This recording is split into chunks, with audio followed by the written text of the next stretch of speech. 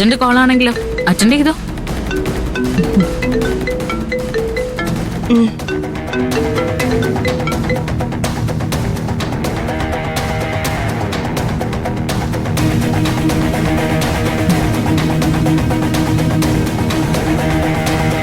പാറു, അവൾ ആരോടാ സംസാരിക്കുന്നതെന്ന് ശ്രദ്ധിച്ചോ?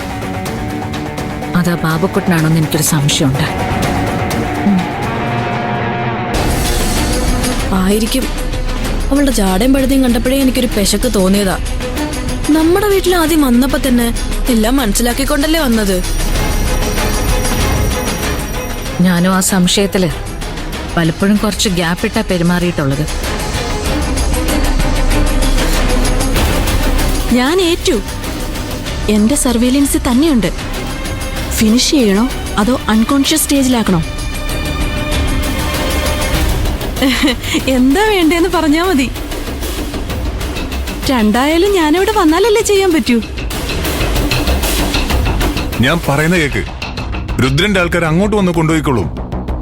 പിന്നെ ആ മറ്റേ കത്ത് എന്റെ ഇരിക്കുക, അത് നിന്നെ ഏൽപ്പിക്കുകയും വേണം.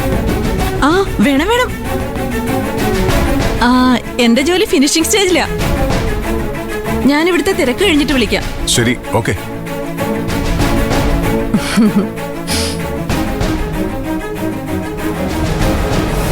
അവക്ക് മനസ്സിലായി കാണോ എന്തോ. ഇല്ല, പട്ടിക്കാട്ട് വേണല്ലേ. No chance.